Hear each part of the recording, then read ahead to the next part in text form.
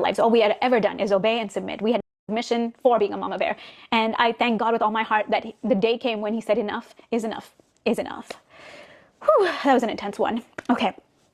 And a few days later, my father calls me and my brother-in-law into his office. He tells us that Pete has been cleared by this forensic examiner and that we need to submit and move forward. Yeah, and all we ever knew in our lives, all we had ever done is obey and submit. We had never questioned. Yeah. And so even though I had big, strong doubts, I was angry. I'm not going to just lie and say that, I moved on. No, it was a big struggle.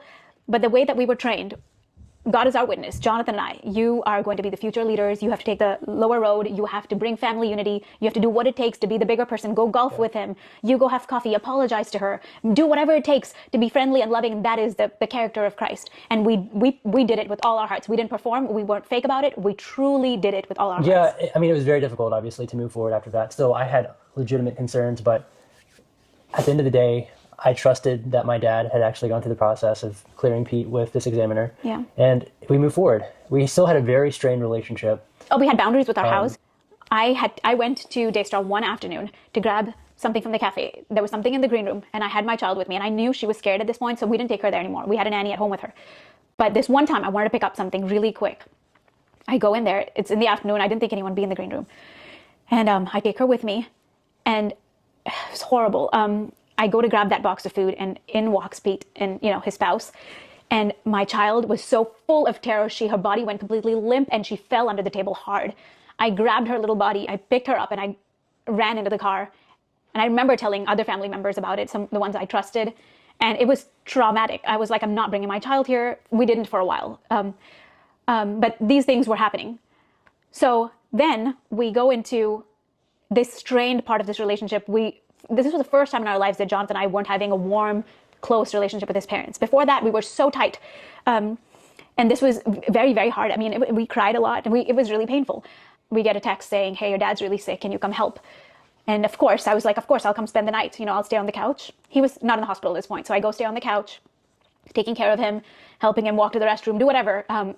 Because we love our parents, and everything goes out the window at that point. Our child is safe, away from the perp, the person we suspect, but we will serve our parents. And we began to do that.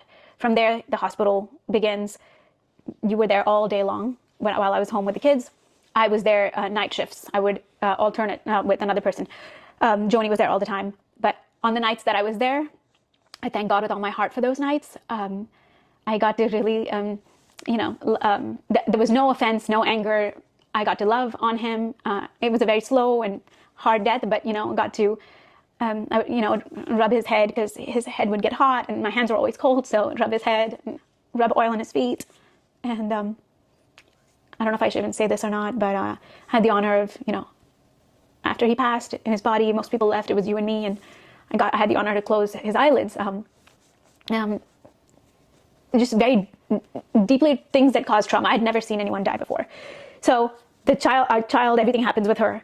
Then Marcus dies. And then we go into full gear of Jonathan becoming vice president. And there's such a small timeline from the time these events happened with Pete and me confronting him in the beach house to the time my dad passes away. Whew. Joni starts dating this man. Yeah, so I think this was, ever since this incident happened, it was always on their back of their mind. Remember when allegedly Marcus had pronounced Pete innocent? Now it was like, you know what, you guys just move forward, go play golf, you know what I mean? Just save your mom, just be the bigger person, so to speak, right? Because one day you are going to be the president. One day you're going to take over, who you are going to be bringing the family together, okay? So if that is the case, then why would you be doing something that can allegedly break the family apart? So for the sake of the family unit, for the sake of you getting that position and everything, let's just move past this and just move forward. And lo and behold, this is exactly what was going on, right? But now, that dream is no longer there, okay? They're definitely outside the empire. What else is there? But you know what? Maybe this is now the time we can actually fight for our justice, actually fight for our child. While they were there, okay, because when they go to court, this question is going to be asked. They had their own reasons of not pursuing that. I understand, I get it. But if you go to court, right, they'll ask like, okay, so why now? Whatever else they're explaining, that is going to be cross-examined in a court of law. They had their reason why they didn't do what they're doing. They have their reason why they're doing that. But will that coincide with the law? You see what I'm saying? Because it's like, okay, you know what? You have a bullet wound. Okay. You want to go to the hospital immediately. But your thinking will be like, you know what? I can nurse this wound. I can take it out maybe. But then eventually you find out like, it's causing infection. You know what I'm saying? And then you go to the hospital. But if you had gone to the hospital sooner, you would have saved the leg. Things of that nature. So we'll see what happens. Hopefully, this will actually bring justice to them, because this story seems like it's not going anywhere. But the empire is fighting back, for sure. Yeah.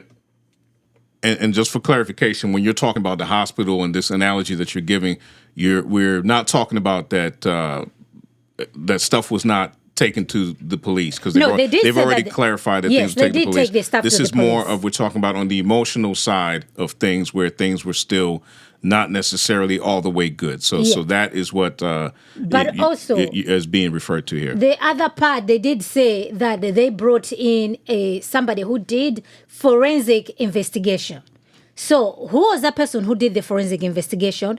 Was the people in question, right? Where they asked the question, because you cannot interview a minor without a parental consent, right? Without an adult present. Did that happen? So how was this forensic, quote unquote, how did it happen? Yeah, they answer that later in the video. I think they actually give some information. So let's see what they're going to say in that. Yeah, it's disappointing as well to hear what they had to say, if I recall correctly, about that particular matter, about how far things were actually, how thorough this investigation was. So let's continue with this statement. I'd never seen anyone die before. So our child, everything happens with her.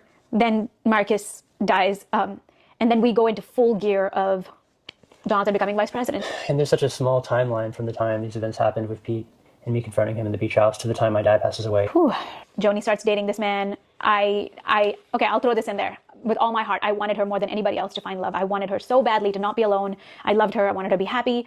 And then she starts talking to him. She says, trust me. We always trusted her. So we started to trust her until it was more October of 2022 when things started to change. We found out more details about divorce. We have Matthew 19. I started talking to pastors to get actual biblical counsel. So that's October 22 is when it started to get really, the tensions arose, panic attacks began, all sorts of things. And then from October, it's building until July of 2023 when I was fired because I stood on my convictions. Won't get into that at this point, but that's what happened. At that point, life got very difficult, complicated. Jonathan was trying to manage what to do. No. Yeah. I mean, at that point, there became a giant rift in the family because Suzy had just been fired and stripped away of her ability to do ministry on Daystar after many years. And I also was removed from television to where I could not be on and continue. So we're just suddenly abruptly off television. And I continue on. While telling the world we were on a sabbatical, which was a lie. Yeah. We're not okay with that. We're not okay with lies. So, yeah, that was their way to cover, is that they would place me on a sabbatical. And so I continue on. I feel strongly from the Lord to continue in my role at Daystar. And I continue on. The board eventually gets to the point where they force me to sign an NDA to be able to stay in my position as vice president and on the board. And that's what you heard the clip of that was posted on YouTube. And I said, no, knowing what I know, I cannot sign an NDA. There had been so much spiritual abuse that we've gone through. There had been obviously questionable things going on with my daughter. But I said, no, I'm not going to sign the NDA. And that was November 16th was that board meeting. And this is the crazy part. It was 2 days after Jonathan said no to the NDA. 2 days after, November 18th, we get the call, find out it was a cover-up. The people who supposedly did this investigation, both of them said, nope, it was shut down. We did no investigation. That sends me honestly spiraling. I couldn't believe that level of deception and trauma. I mean, I had seen lies throughout, but this level, it was too much for my heart to even bear. I hit a downward spiral. I really did. And at that point, we knew we need to take action. So the best path of action forward was first find a counselor for our child. We went, found a counselor, told the counselor called CPS called the cops, and the detective called me back, reopened the case. Told him what happened on that vacation, all our concerns, and how we're worried about not only, yes, our child is out of danger at this point, we want justice for our child, but it doesn't matter whose child it is. Children must be protected. It's much bigger than just our story, because this person has influence and, can be around other children. Now, I don't know if you've gone through counseling. It's not easy. Counseling can be extremely hard, digging into the places that your mind doesn't want to go, wants to protect you from. And it was really, really hard on our child. That process for a few months, every time she went through a session, when she came home the rest of the day, no one could touch her. She was on guard. Her body started breaking out like it did before. It looked like shingles, but it was eczema. And I started to cry because I was just like, I cannot see my child suffer like this. And I spoke to an older counselor, someone else, who said, God has given our bodies this defense mechanism to protect us. Don't force it. Don't push it. When it comes out, it will come out in God's timing. You have to trust God. And so we talked to our counselors. That counselor said, go on a trip. Let her rest. Let her be a child again. Meanwhile, we start getting followed. I know I'm going through this really fast, but there's a lot of details. We're being followed. I'm terrified to go to the grocery store. There's a man taking a picture of me. Outside our house, we see mysterious cars. It gets really bad, to the point, Jonathan, me, and our children, we just packed up, got in the car, and drove for days. And that's how we went to South Dakota. And that's what we've clearly seen in this year of 2024, is God is cleansing his bride. It says judgment begins in the house of the Lord. And he is exposing all this hidden sin and corruption and bringing it to the surface so we can do a new thing. Yeah. And so this is part of that movement. God is using this exposure to cleanse his bride. And so we went to Julie Roy's back in August. And it wasn't up until November that she actually released the story. And now Daystar is doing their best from their PR machine to try to cover their bases. They're saying that I had a performance improvement plan that expired on November 15th. That's true. However, I was not coordinating a release of my story with the end of that plan. Far from that. We were ready to get our story out in August. That's when we went to Julie. However, she had a lot of other things on her plate. Well, and she had to do a deep investigation. This is the part that is important, I believe. Julie didn't just hear our story and feel bad for us and start writing. We gave her hours and hours of worth of recordings and meetings. She went through so much. She has done due diligence. It's a very extensive story. There's a lot to it. We gave her a lot of information. I gave her over 12 hours of recordings. Yeah. So from between getting all the other things off of her plate to the time she began getting into it and doing the investigation, it was from August through November. Julie, it's her due diligence to contact Daystar and my mother and the family members to get their side of the story. So she contacts them on Friday, November 15th. And I was subsequently fired the following day on a Saturday, November 16th. Now, throughout my time at Daystar, no employee has ever been fired on a weekend. We just don't do that. We fire people typically at the end of the day. A lot of times it's on a Friday. So there's proper exit procedures. So this was clearly a retaliation from me talking to the media. They wanted to fire me immediately after that.